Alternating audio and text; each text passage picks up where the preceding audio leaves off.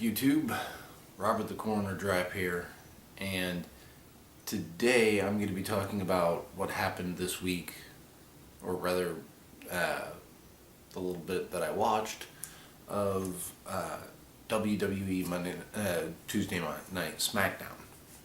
I didn't take notes because really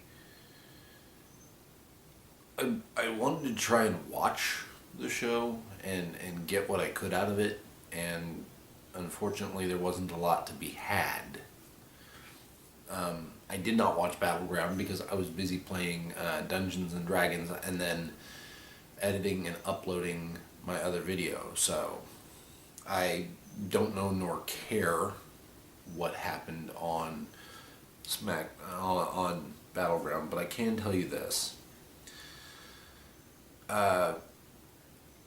Apparently the entire storyline with Fandango, Breezango, and whoever's, messing with them progressed to the point where we now have kidnapping involved, and they did not show up on this week's episode of Smackdown. Also, there seems to be some very fundamental problems with the product at current that I tried to sit down last night and really put together what I thought was, a coherent logic. I think what they wanted to do with tonight's episode of Smackdown was hit the reset button on all the feuds, tie up any loose ends that they'd had, and try and put together a decent show. And address some of the things that a lot of people say don't. Like, for example, Jinder Mahal came out. This dude does not need to be on a microphone. I understand he's supposed to be the menacing, The problem with the Great Khali and Jinder Mahal was the same problem. Jinder speaks really good English. He really does. Great Khali, maybe not so much, but they both really had the problem where they were soft spoken. Here's the problem. If you're going to be an entertainer, you have to be bombastic. You have to put together some passion into what you do. Otherwise, nobody's going to give a fuck. Nobody. You cannot possibly hope to find any audience that's going to care if you're a quiet man. Or a woman, for that matter. But no, this guy's going to come out here and start whispering into the microphone. And I don't know if they had it turned down because they had to turn down all the microphones in the stadium because the crowd was trying to hijack the place. But I can tell you this. Cena came out there and he made a definite point. So I kind of like the way that Jinder's entrance happened, except for the second part of it, because he comes out and it's dark in the arena, except for the spotlights on him as he walks out, and as he's stepping forward, a little bit in front of him, the Titantron just rolls out like a slow burn of his graphic. And that's great. Good. Let's do that. Let's have that be a thing. But he gets to the ring, he starts talking about how he beat Randy Orton, how he disgraced Randy Orton. Dude, you're a heel who can't win a match by himself. You're terrible. Stop.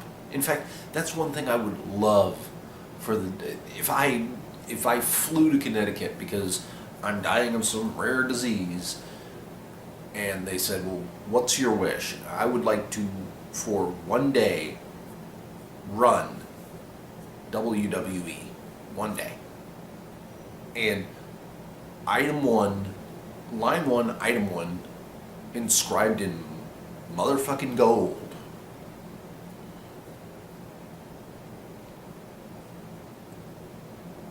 is you can't book things without having a long-term plan for it. You want to book a match between Jinder Mahal and John Cena? Fine. Why? What are you going to do after it? How many times are they going to fight?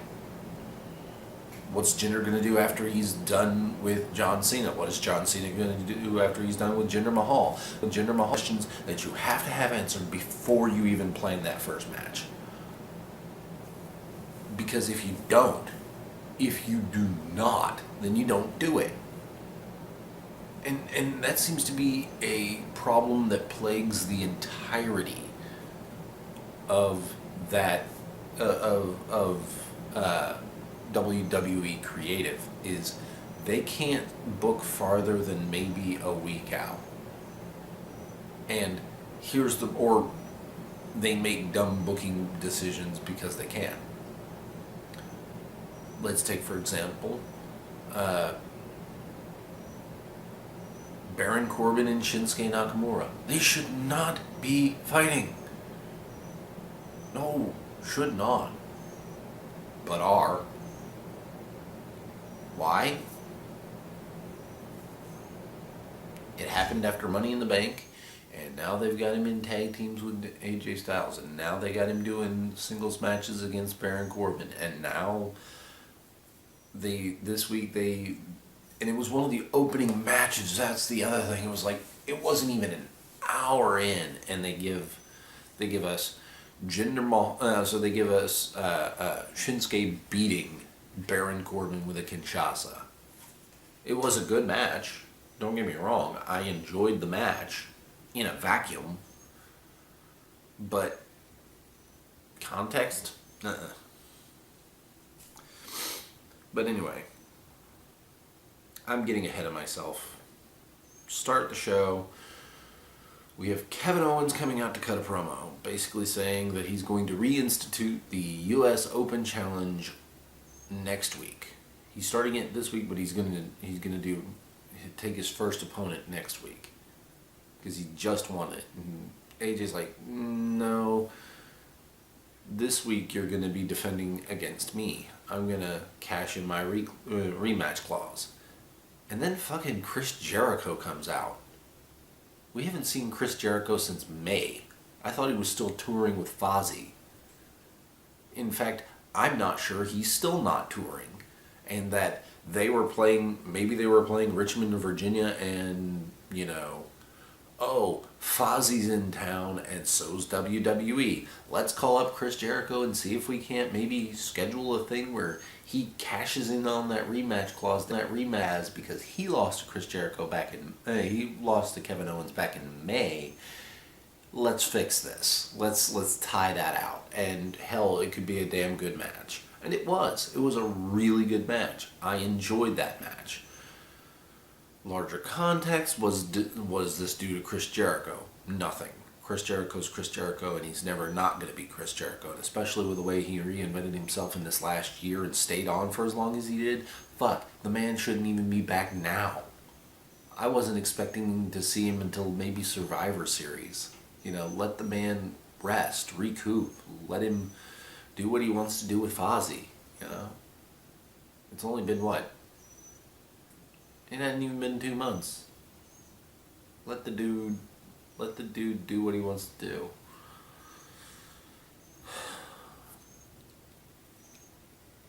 Chris Jericho comes out, does his thing, says he's owed a rematch, and starts bickering with AJ Styles. Puts him on the list. Kevin Owens, I watched this. He rolls out of the ring and as AJ and Jericho are verbally dueling, he walks around the ring like, "Oh, you guys don't even care that I'm here. You guys are gonna bicker. All right, fine. Fuck y'all. I'm gonna leave. No, I'm leaving. Fuck y'all." And so he does. He actually gets almost all the way up the ramp, and Jericho turns around. "Hey, Owens, you stupid idiot! Where do you think you're going? We're not done with you." He's like, "No, I'm not doing this." And he's about to walk to the back, and Shane comes out. For those of you who, maybe just watch this to hear what I have to say on it and don't really pay attention to the real world, kind of end of these things, Shane McMahon was in a helicopter crash recently. I'm talking like before Battleground. Like, it was Saturday. He got into a helicopter crash. The helicopter, they were flying around and something went wrong, and pilot had to set it down, issued out a mayday.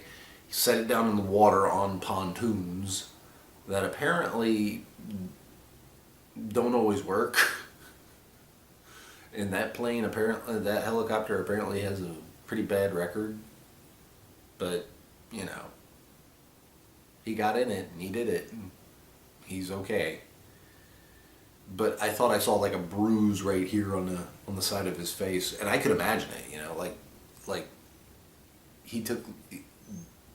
I don't care what kind of crash it is. If you have to set it down and you're not intending to do that, it's not like it wasn't. I don't even think it was like, "Let's set it down here."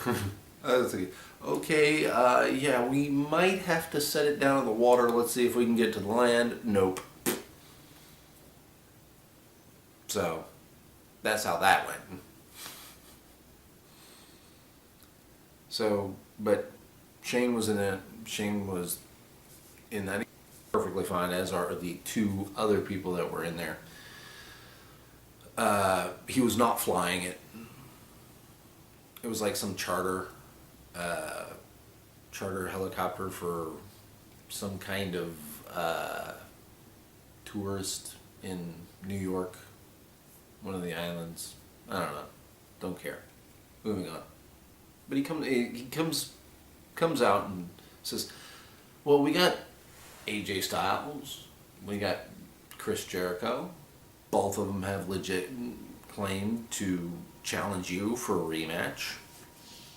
Let's do it tonight. Let's do this."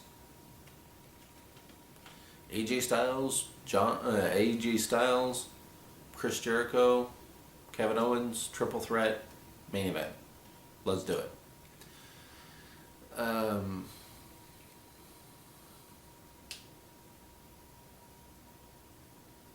That wasn't, that didn't make him happy.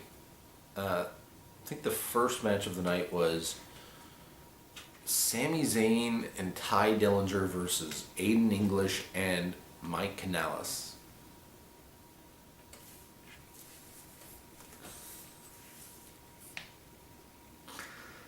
I want these guys to do better. I really do.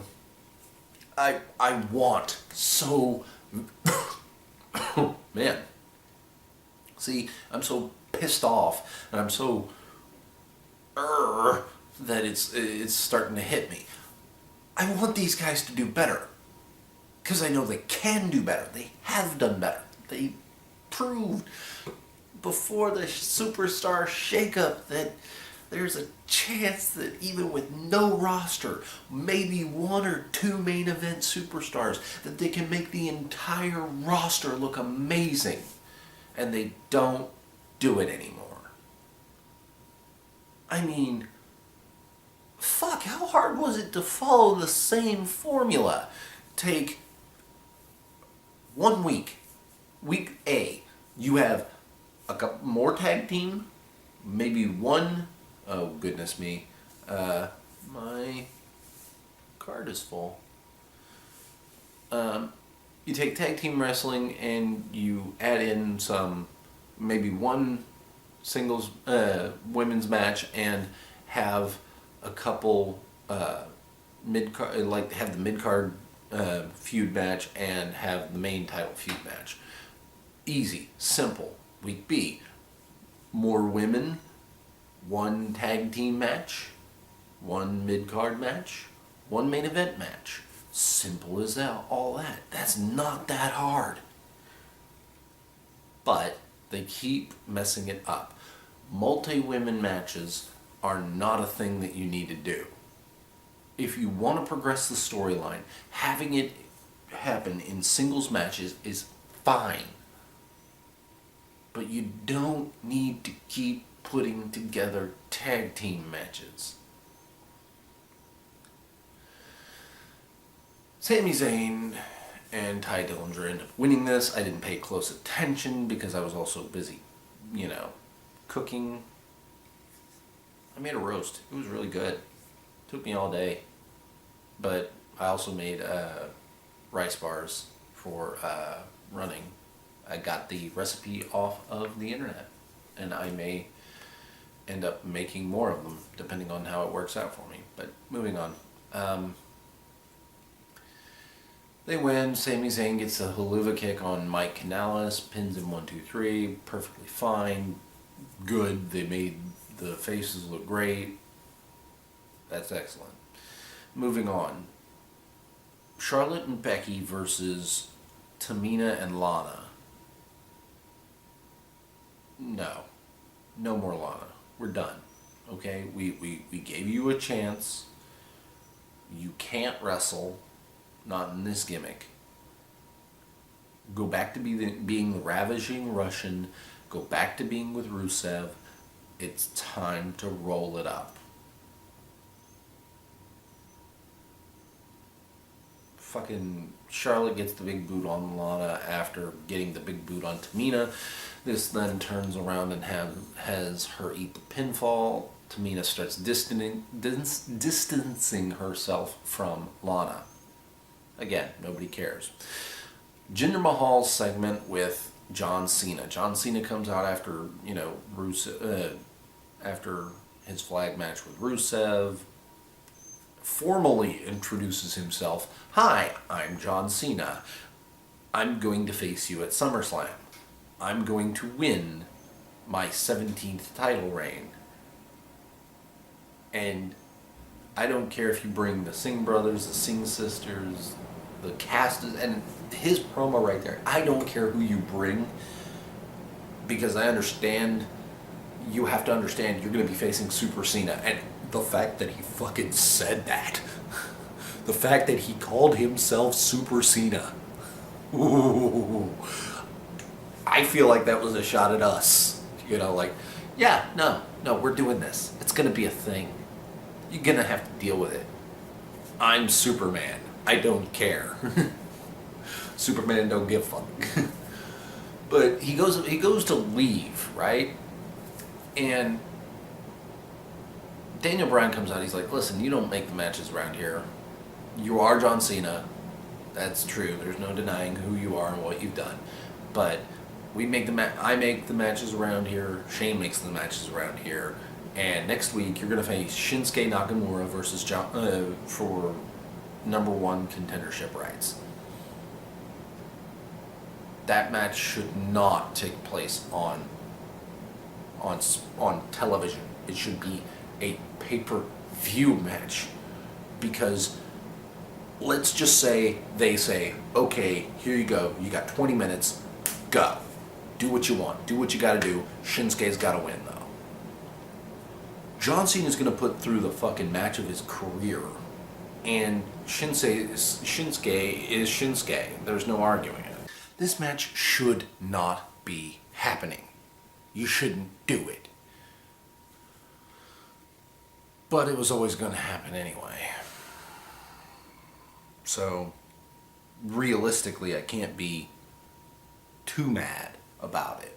I can't get too worked up about it, because we're going to actually get to see John Cena versus Shinsuke Nakamura on TV.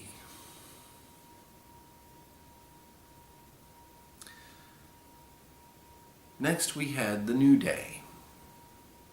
They were heading to the ring to celebrate their tag team victory at Battleground, which they shouldn't have won, but they did. Now they're the tag team champions. Fine. Big E does his thing. "Oh, Richmond, Virginia, don't you dare be sour." And that's as far as he gets. He's suddenly, like, the crowd is still trying to do it, but then they notice that it's not continuing from Big E's end. And suddenly Xavier Woods and Kofi Kingston are, spilled out onto the ramp. No music entrance. And it's the Usos who are beating the hell out of them. Big E comes back like he's trying to make the save, gets a couple super kicks for his trouble. There you have it. The continuation of the feud between the Usos and the New Day. Fine. I don't hate it. That's a good way to keep it going. I don't think you needed to continue, with switching titles around, but you could have done it at SummerSlam. Would have been fine. It's okay as it is. I am going to keep watching that because it's not bad. Some of the best work the Usos have ever done. The mic work now, the matches they put on. I'll be okay with that. And then we get to the triple threat match with Jericho, Styles, and Owens.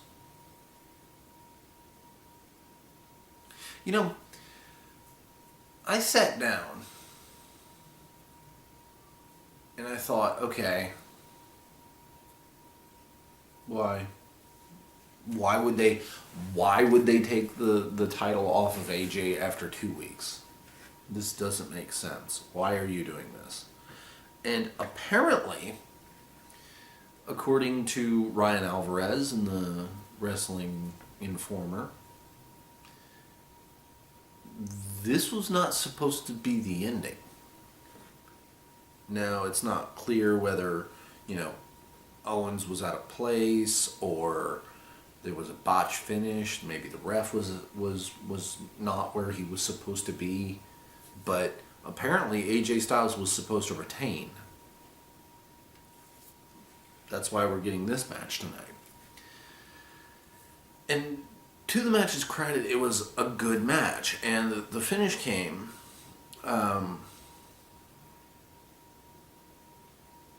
Styles was going for the phenomenal forearm on Jericho. And I believe it was Jericho who just, drop kicked him out of the air. The bump he took looked nasty. It looked bad.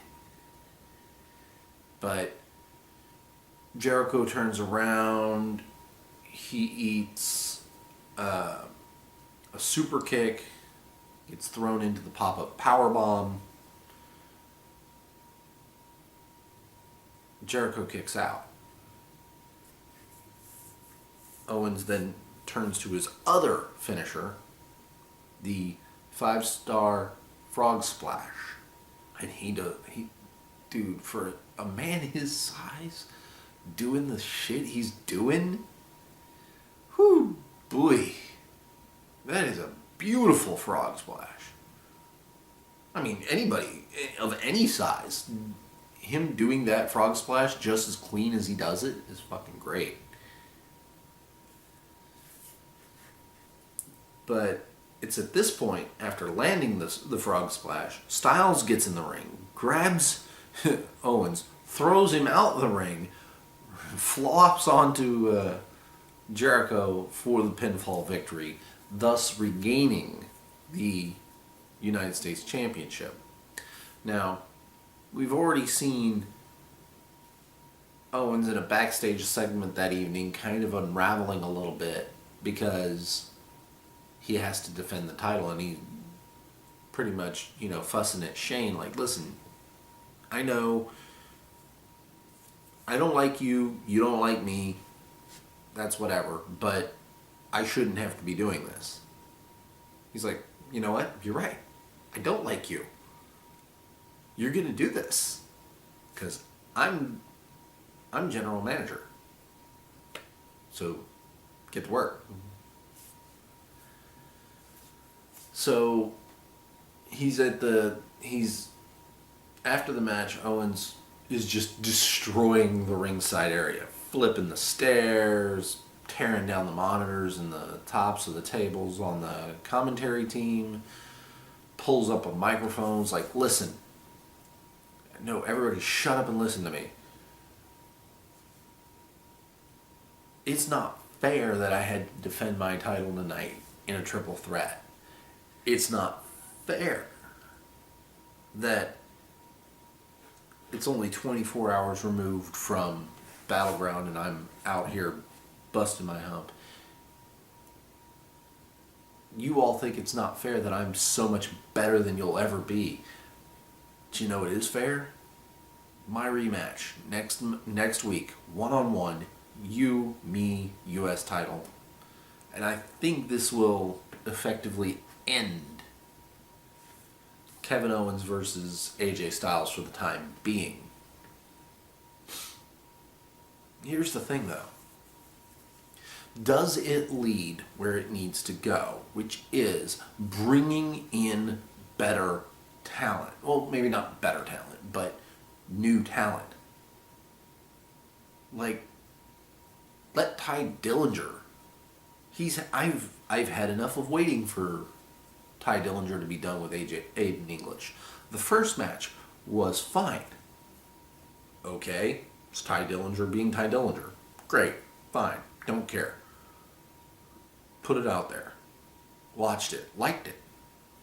Second match was like, I can see why you're doing this.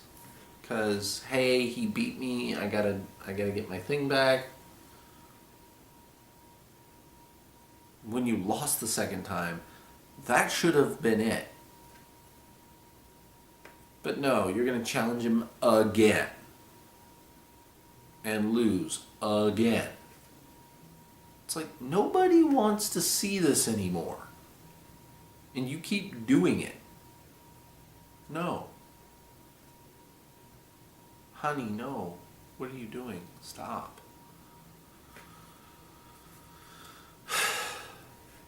But we got now, and here's the thing. I have never watched NXT. I have never watched TNA or Impact Wrestling. I refuse. Why? Because of what they're doing to the Hardys, what they do. They regularly do to their talent. It's been documented that they don't do good business with anybody. Why would I give them my money? They can go to hell. But the talent that they have there in their possession is undeniable. And I've been told that Mike Bennett was very good. But now he's Mike Canales, and he's on WWE television, and we haven't seen Maria in forever. So it's basically start square one. And I don't know why they're doing what they're doing. Rumor has it that Vince blames Mike for not getting himself over.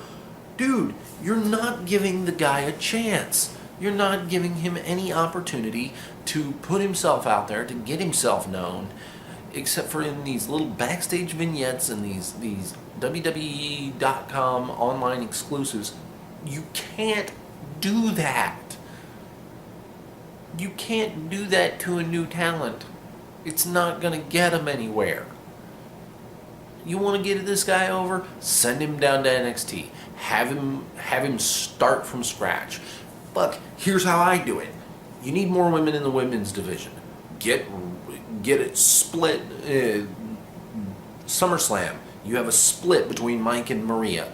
Mike goes one way, Maria goes another. Maria's an established name on Smackdown from long ago. You can have her in the women's division. It'll be fine if she can wrestle. I don't know if she has any talent. She may not.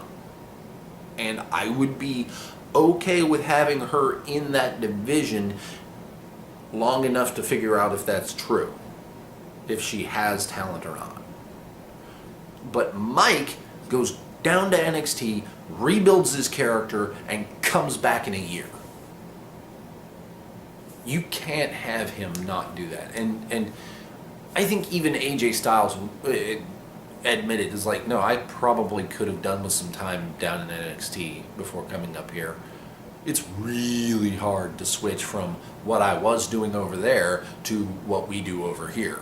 It's not the same. And he highly encouraged anybody to do that. And I can't believe Mike didn't pitch for it himself. He's like, yeah, my buddies from NXT or my buddies from TNA are saying I should do this thing. Maybe I should do this thing. You know? But no, they need to rework his character, send him down to NXT, have him come back. And while that's going on, he can come back for mid-card, but get fucking Ty Dillinger on AJ Styles. How about Luke Harper? Haven't seen him in months. You have people on the show. Sami fucking Zayn, for God's sakes. The man's crying out for a title. Hasn't had one since the NXT Championship he lost to Kevin Owens. Needs to have some gold. Needs to have some credibility. He's a damn good wrestler and can really go. Fuck, I'd love to see a similar match to what he did with Shinsuke in Dallas with AJ. Could you imagine a 15-minute, no storyline, just, okay, you want the U.S. title, you've got the U.S. title, fight. Do you have any... No, just go. Do it. Let's see it. Let's see what you guys can really do. It would be a 5-star classic. Guaranteed. But no, this is what's going to happen at SummerSlam. At SummerSlam, we're going to get Brock Lesnar in the Fatal Four-Way with Roman Reigns, Braun Strowman, Samoa Joe. Probably going to get another iteration of Dean Ambrose versus The Miz for the Intercontinental Championship. The Raw Tag Team titles will be decided. I believe it's probably going to be... I don't think it's going to be the Hardys. I think it's actually going to be the Revival. Well, I'm sorry, no, it could be the Club. Nobody knows yet. We're going to have to find that out next week. But the Raw Tag Team titles, the Usos versus the New Day for the SmackDown Tag Team titles. The U.S. title will probably be AJ Styles holding an open challenge. It'd be fine. And I'd like to see Sami Zayn answer it. But Kevin Owens will more than likely face Shane McMahon. And Jinder Mahal will face Shinsuke Nakamura. I don't know what John Cena is going to do at SummerSlam, but I can tell you this. When Shinsuke faces Jinder, he's going to win. I'm sorry, you don't have a guy who's failing as bad as Jinder Mahal is, who's just probably the worst champion, one of the worst. Probably since the Great Khali and Rey Mysterio. I don't apologize for that. I would apologize, but I'm not sorry. I didn't like Rey Mysterio as WWE champion for one simple reason. Yes, he's a damn good wrestler. Got a lot of talent. Really deserved it. Really deserved his time. But no. It didn't feel right to me. Maybe I'm wrong. Maybe I'm terrible. Maybe I'm stupid. I don't care. But Jinder's gonna lose. In fact, it doesn't really even matter who's facing him. Jinder's going to lose at SummerSlam. Baron Corbin is going to cash in. And what I'd like to see, because this is what's probably going to happen, or here's what's even better. Like, this is the ultimate screw you to the fans. We're going to give you what we like, and you'll like it. No contest between Cena and Nakamura. Triple threat for the WWE Championship. Two way over baby faces against a guy who's not over at all.